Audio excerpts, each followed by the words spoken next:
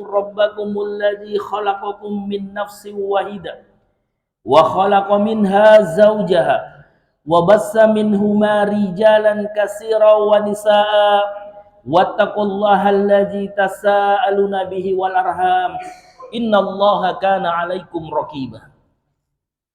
Ya ayyuhalladzina amanu taqullaha wa qulu qawlan sadida yuslih lakum a'malakum wa yaghfir lakum dunubakum wa ma yuti'illaha wa rasulahu faqad faza fawzan adima. Amma ba'd, fa inna asdaqal hadisi kitabullah wa khairul hadyi hadyu Muhammadin sallallahu alaihi wasallam wa sharral umuri muhdatsatuha wa kullu muhdatsatin bid'ah wa kullu bid'atin dolalah wa kullu dolalatin finnar. Ma'asyiral muslimin rahimani wa rahimakumullah.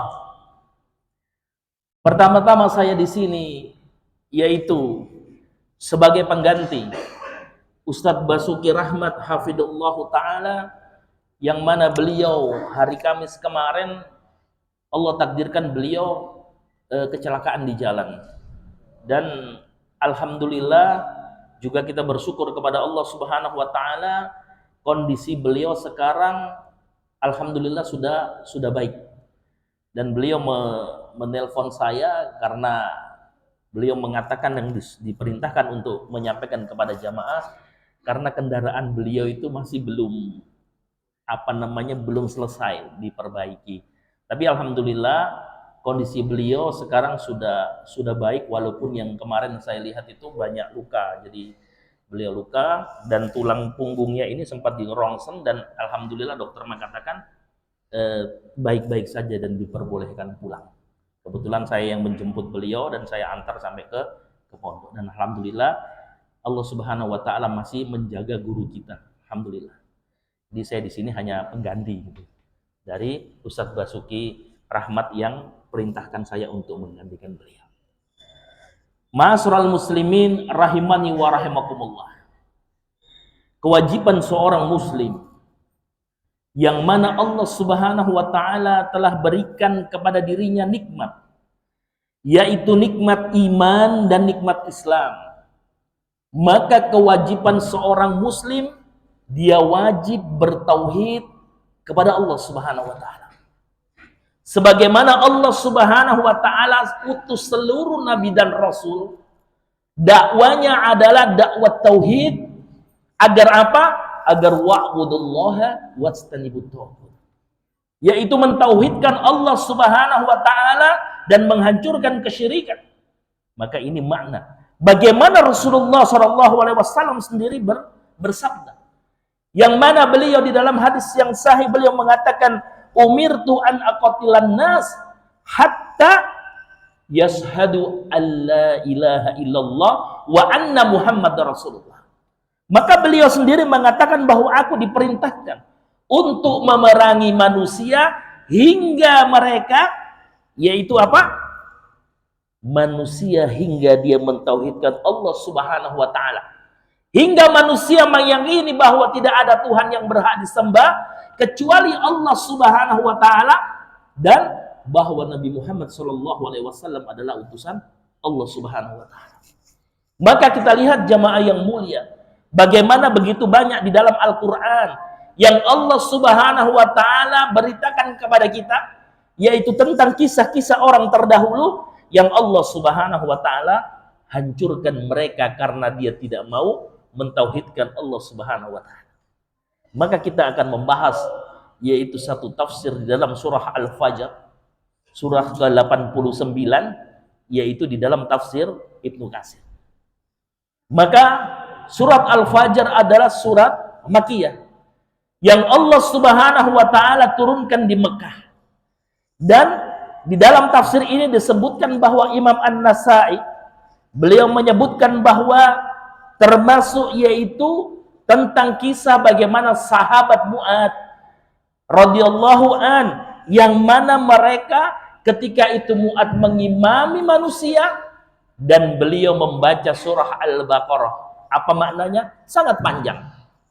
Dan ada di antara yaitu jamaah itu dia memisahkan diri. Apa maknanya? Dia keluar dan laki-laki itu memisahkan diri dan sholat di sudut masjid. Maka ketika selesai dilaporkan kepada imamnya, yaitu Mu'ad, maka dikatakan, wahai Mu'ad, si fulan ini keluar ketika engkau mengimami sholat,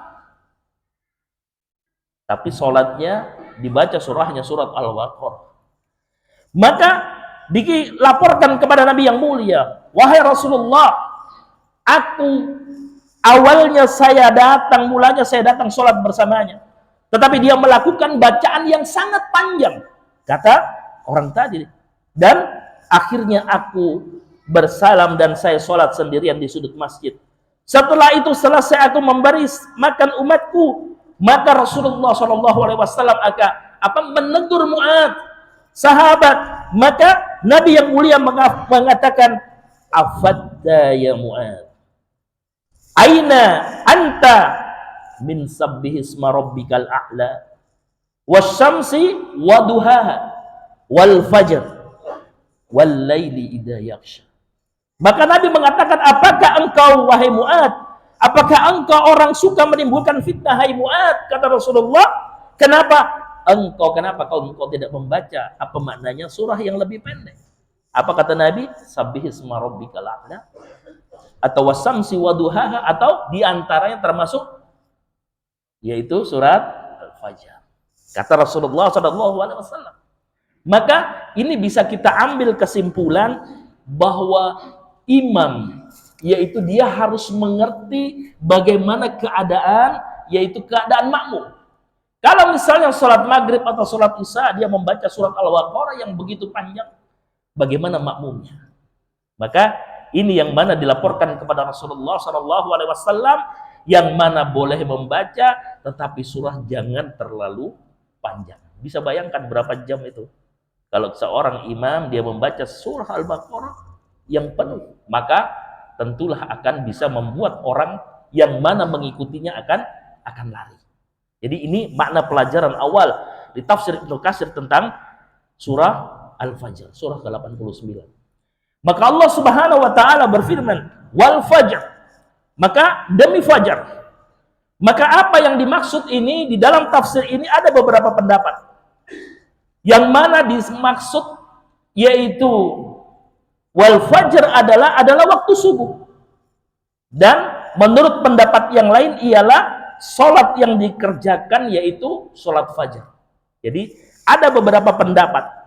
Dan Allah Subhanahu wa taala mengatakan wal laili idza yas, dan malam yang ke-10. Nah ini. Jadi apa yang dimaksud ini yaitu mengenai 10 malam, maka disebutkan ini adalah awal, yaitu ada satu pendapat yang mengatakan bahwa yang dimaksud adalah tanggal 10 pada bulan Zulhijjah. Dan sebagian lagi mengatakan bahwa ini adalah yang mana pendapat lain mengatakan maksudnya adalah 10 hari pertama di bulan Muharram. Dan ada juga yang mengatakan bahwa dia adalah ada hubungannya dengan yaitu malam ke-10, bahwa yang dimaksud adalah 10 malam pertama pada bulan Ramadan. Jadi ada beberapa pendapat yang menerangkan bahwa yang dimaksud adalah apa yang dimaksud dengan yang Allah Subhanahu wa taala bersumpah yaitu demi dan malam yang ke-10. Jadi Allah Subhanahu wa taala terkadang memang begitu banyak di dalam Al-Qur'an Allah bersumpah demi wadduha. Apa maknanya? Ini adalah sumpah dari Allah Subhanahu wa taala yang menerangkan bahwa yang Allah Subhanahu wa taala sebutkan dalam firman-Nya adalah sesuatu yang pasti terjadi, yang sudah terjadi dan pasti. Maka sebagai seorang yang beriman, ketika kita mendengarkan Al-Qur'an, maka kita harus meyakini apapun yang Allah Subhanahu wa taala firmankan, masuk akal kita atau tidak, maka kita wajib hanya mengatakan sami'na wa ata'na. Jadi ini adalah konsekuensi iman. Iman seorang hamba yang mana ketika dia mengatakan dia beriman kepada Allah Subhanahu wa taala. Dan Allah melanjutkan firman-Nya, wasyaf'i wal watr, dan yang genap dan yang ganjil. Maka disebutkan ini juga ada beberapa pendapat yang mengatakan bahwa yang dimaksud adalah yaitu sesuatu yang genap dan yang ganjil. Jadi begitu banyak pendapat, kalau kita sebutkan di sini sangat panjang sekali, yaitu bagaimana Allah Subhanahu wa taala telah menjelaskan di dalam Al-Qur'an. Dan Allah Subhanahu wa taala telah menerangkan di ayat selanjutnya. Maka Allah Subhanahu wa taala menjelaskan, "Wal-laili idza yashr," dan malam apabila berlalu. Maka di dalam tafsir maka disebutkan, Al-Aufi mengatakan telah meriwayatkan dari Ibnu Abbas bahwa makna yang dimaksud adalah yaitu malam hari apabila dia berlalu. Jadi seorang yang beriman ketika dia mendengarkan ayat-ayat Al-Quran, maka dia wajib dia mengimani apapun yang Allah Subhanahu wa taala firmankan. Dan Allah Subhanahu wa taala telah menjelaskan lagi, hal fi zalika qasamul lizihij. Pada malam yang demikian itu terdapat sumpah yang diterima oleh orang-orang yang berakal. Yang dimaksud di sini adalah yang mana akal dan pikiran. Sesungguhnya dimaksudkan termasuk akal adalah dinamakan juga hijr atau pencegah. Dan bagaimana orang-orang yang beriman, maka ketika dia mendengarkan ayat Allah Subhanahu wa taala, yang dimaksud ini adalah bagaimana seorang yang beriman ketika dia menggunakan akalnya. Dan maka ini adalah bagaimana Allah Subhanahu wa taala menjelaskan tentang nanti setelah ini, yaitu kisah orang-orang yang terdahulu yang mana Allah Subhanahu wa taala azab mereka karena dia tidak beriman kepada Allah Subhanahu wa taala. Dan ayat ke-6 Allah Subhanahu wa taala berfirman, "Alam tara kaifa fa'ala rabbuka bi'ad?"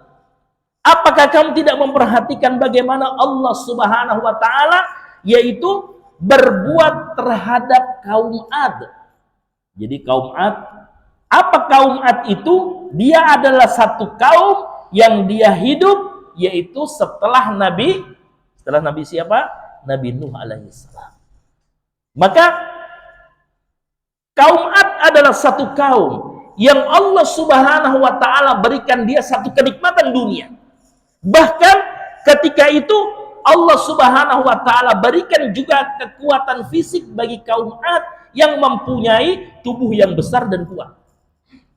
Maka Allah Subhanahu wa taala mengatakan bahwa kaum Ad adalah pertama keturunan yang mana dia dari Ad ibnu Iram ibnu Aus ibnu Sam ibnu Nuh.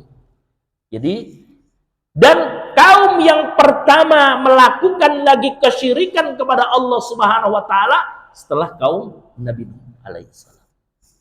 Maka lihat bagaimana kaum Ad yang mana mereka telah diberikan kenikmatan, yang mana dia mempunyai bangunan-bangunan yang tinggi yang tidak ada di negeri lain pada waktu itu. Apa kata Allah? Iramadatil imad, yaitu penduduk Iram yang mempunyai bangunan-bangunan yang tinggi.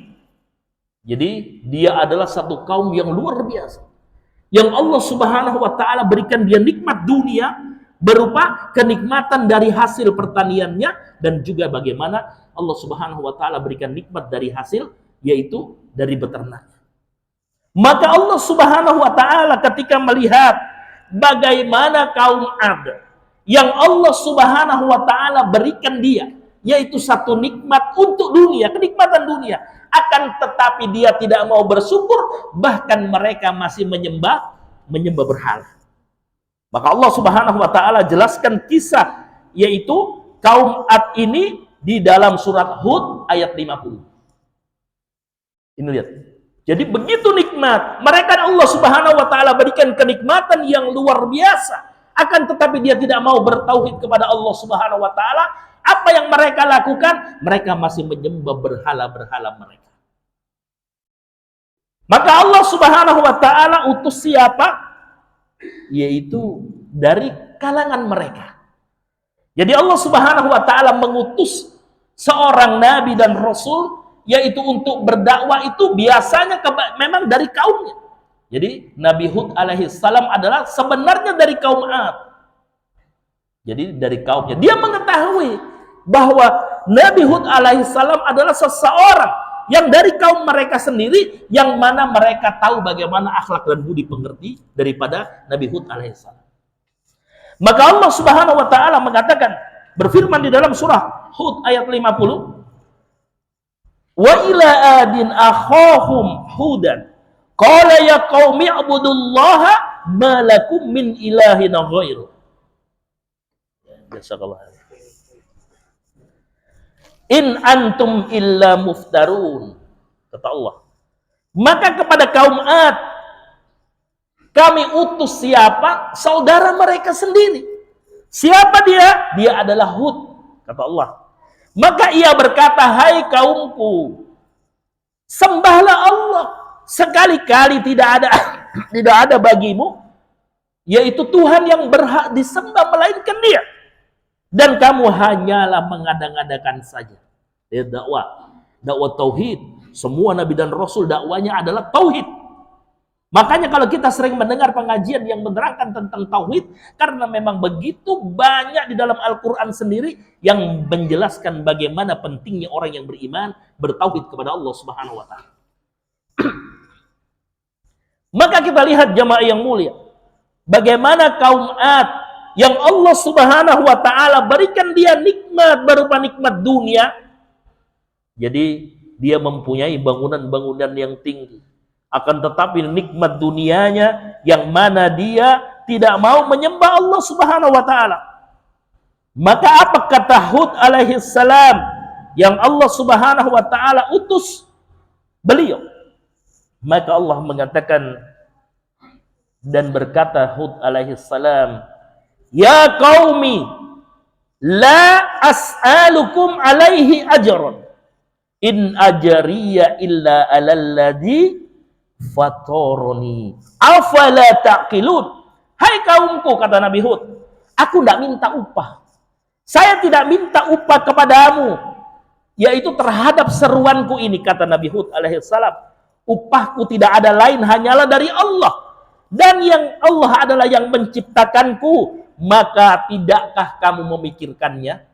Dakwain lagi, aku tidak minta upah dari kamu, upahku hanya dari Allah Subhanahu wa taala. Karena Nabi Hud alaihissalam beliau diperintahkan oleh Allah Subhanahu wa taala untuk berdakwah kepada kaumnya ketika kaumnya telah berbuat melampaui batas, menyembah berhala-berhala yang ada. Maka inilah yang kata Nabi Hud alaihissalam, bahkan dia mengatakan menasehati kaumnya yang telah dia lebih berbuat melampaui batas. Maka kata Nabi Hud, wa ya qaumis taghfiru rabbakum summa tubu ilaihi yursilis samaa alaikum midraran wa yazidkum quwwatan ila quwwatikum wala tatawallau mujrimin. Dan berkata lagi Nabi Hud alaihissalam, hai kaumku, mohonlah ampun kepada Allah Subhanahu wa taala, lalu bertobatlah kepadanya, niscaya Dia akan menurunkan hujan yang sangat deras kepadamu, dan Dia akan menambahkan kekuatan kepada kekuatanmu, dan janganlah kamu berpaling dan berbuat dosa besar. Ketika itu Allah Subhanahu wa taala uji kaum Hud dengan kekeringan yang mana Allah Subhanahu wa taala berikan kepada kaum Ad. Jadi kekeringan. Maka nasihat daripada Nabi Hud alaihissalam meminta agar mereka berdoa kepada Allah untuk minta hujan. Akan tetapi mereka tetap tidak mau. Dan kaum Ad, dia apa yang dia lakukan? Dia berdoa kepada berhala-berhala mereka yang mana dia inginkan, yang mana dia yakini bahwa berhala mereka bisa mendatangkan hujan bagi dirinya. Ini jemaah yang mulia, pelajaran bagi kita. Pelajaran bagi kita. Maka apa kata mereka? Kaumnya Nabi Hud alaihissalam, dia mengatakan qalu ya huduma ji'tana bibayyinati wa ma nahnu bitariki alihatina an qaulika wa ma nahnu laka bimu'minin. Dia katakan kepada kaum Hud, kepada Nabi Hud alaihissalam, hai Hud, kamu tidak mendatangkan kepada kami satu bukti yang nyata. Lihat, inilah yang Allah Subhanahu wa taala sering jelaskan di dalam Al-Qur'an. Kaum-kaum terdahulu ketika dia didakwai untuk bertauhid, mesti mereka minta, mana buktinya? Bukti nyatanya mana kalau kamu termasuk orang-orang yang benar? Jadi menantang. Dia menantang Allah Subhanahu wa taala, padahal begitu banyak dakwah yang telah dilakukan oleh utusan Allah Subhanahu wa taala kepada mereka. Dia mengatakan, hai Hud, kamu tidak mendatangkan kepada kami satu bukti yang nyata. Dan kami sekali-kali tidak akan meninggalkan sembahan-sembahan kami karena perkataanmu itu, dan kami sekali-kali tidak akan mempercayai kamu. Apa maknanya? Didustakan utusan Allah Subhanahu wa taala oleh kaum Ad. Ini jamaah yang mulia. Maka terkadang kita belajar bagaimana Allah menjelaskan kisah-kisah di dalam Al-Qur'an. Orang-orang yang terdahulu yang Allah Subhanahu wa taala berikan nikmat kepada mereka, nikmat yang luar biasa berupa nikmat dunia, akan tetapi dia tidak mau menyembah kepada yang memberikan kepada dirinya nikmat itu. Maka dia bahkan menghina Nabi Hud alaihissalam. Sudah menolak, minta bukti yang nyata, dia menolak. Bahkan dia menghina apa kata Allah Subhanahu wa taala dalam surat Hud ayat 54 ini. Inna qulu illa taraka ba'du alihatina bisu'i qala inni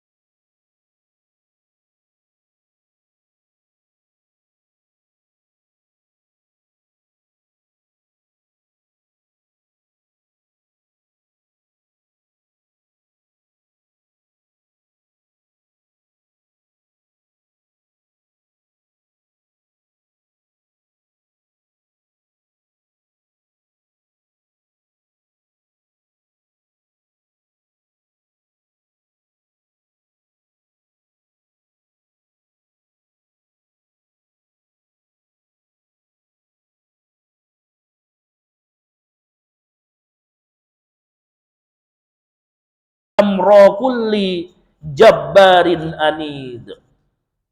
Dan itulah kisah kaum Ad yang mereka mengingkari tanda-tanda kekuasaan Allah dan mereka mendurhakai rasul-rasul Allah Subhanahu wa taala dan mereka menuruti perintah semua penguasa yang sewenang-wenang lagi mereka menentang, yaitu kebenaran. Jadi Allah hancurkan kaum seperti ini. Mengapa? Dia tidak mau bertauhid kepada Allah Subhanahu wa taala. Maka Allah Subhanahu wa taala hancurkan mereka sehancur-hancurnya. Ini jemaah yang mulia. Yaitu pelajaran bagi kita yang pertama di dalam surah Al-Fajr. Yang mana Allah Subhanahu wa taala telah menerangkan bagaimana orang yang tidak bertauhid kepada Allah Subhanahu wa taala, dia akan mengalami kesengsaraan dunia, lebih-lebih besok di hari akhir. Maka Allah Subhanahu wa taala telah menerangkan, dan ayat selanjutnya dalam surah Al-Fajr Allah Subhanahu wa taala juga menjelaskan kaum yang lain. Apa kata Allah? Wasamudal ladina jabu sakhra bil wad. Dan kaum Samud. Jadi ada lagi kaum Samud, yaitu mereka yang memotong batu-batu yang besar di lembah. Nah, inilah ada lagi satu kaum yang Allah Subhanahu wa taala berikan dia nikmat, yaitu berupa nikmat dunia juga. Berupa nikmat dunia. Akan tetapi mereka juga masih menyembah berhala. Jadi kisah di dalam surah Al-Fajr yang pertama adalah kisah kaum Ad, yang kedua adalah kaum Samud. Maka Allah Subhanahu wa taala utus siapa? Yaitu Nabi Saleh alaihi salam. Jadi kalau kaum Ad tadi Allah utus Nabi Hud alaihi salam, dan kaum Samud Allah utus yaitu siapa? Saudara dari mereka, dari kaum mereka, saudara mereka semua yang bernama Saleh. Apa kata Allah Subhanahu wa taala? Wa ila samuda akhahum salihan. Qala ya qaumi ibudullaha ma lakum min ilahi ghairu. Huwa ansha'akum minal ardi wasta'marakum fiha fastaghfiruhu summa tubu ilai inna rabbi qaribun mujib. Dan kepada kaum Samud, maka kami utus saudara mereka sendiri dari kaum mereka sendiri. Siapa yang dia adalah Nabi Saleh. Apa dakwanya? Sama dengan dakwah Nabi Hud alaihissalam kepada kaumnya. Dakwanya sama, sembahlah Allah Subhanahu wa taala. Sekali-kali tidak ada bagimu Tuhan melainkan Dia. Iya kan? Dakwanya sama. Bahkan Nabi yang mulia Rasulullah Shallallahu alaihi wasallam diutus untuk mendakwakan tauhid. Dan Dia telah menciptakan kamu dan bumi dan menjadikan kamu pemakmurnya, karena itu mohonkanlah ampunan. Kemudian bertobatlah kepadanya, sesungguhnya Allah Subhanahu wa taala amat dekat rahmatnya, yaitu lagi memperkenankan doa hambanya. Jadi ini juga satu kaum yang Allah Subhanahu wa taala berikan nikmat, tetapi dia masih menyembah berhala mereka. Bahkan dia mengatakan di dalam surah Hud ayat 62, qalu ya Salihu qad kunta fina marjuwa qabla hada atanhana an na'budu ma ya'budu abauna wa inna lafi syakkin mimma tada'una ilaihi murib. Kaumnya berkata, ketika didakwakan, sembahlah Allah, tauhidkanlah Allah, jangan kamu menyembah kecuali menyembah Allah Subhanahu wa taala, tinggalkanlah sembahanmu. Dia mengatakan, hai Saleh, sesungguhnya kamu ini adalah seorang di antara kami. Ya kan? Yang kami harapkan, apakah kamu melarang kami untuk menyembah apa yang disembah oleh bapak-bapak kami? Dan sesungguhnya kami betul-betul dalam keraguan yang menggelisahkan terhadap agama yang kamu serukan kepada kami. Apa maknanya? Sama dengan kaum Ad yang menolak dakwah Nabi Saleh. Maka lebih kurang ajar lagi ini kaum Samud. Ketika dakwah itu dia mengatakan bahwa kepada Nabi Saleh alaihi salam, "Hai Saleh, kalau kamu memang benar, maka tolong keluarkan dari batu itu unta betina." Jadi dia melakukan sesuatu yang makna manusia tidak masuk akal. Maka dia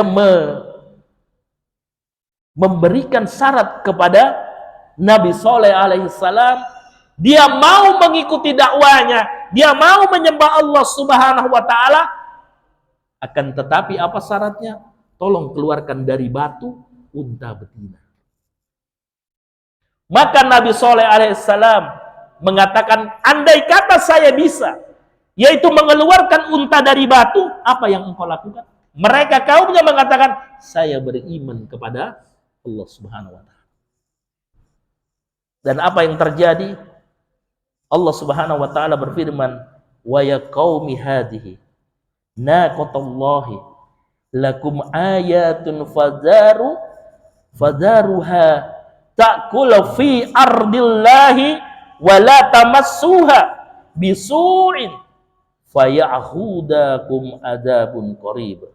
Hai kaumku, ini unta betina dari Allah sebagai mukjizat yang menunjukkan kebenaran untukmu. Sebab itu biarkanlah dia makan di bumi Allah dan janganlah kamu mengganggunya sekali-kali dengan gangguan apapun yang akan menyebabkan kamu akan ditimpa azab dari Allah Subhanahu wa taala.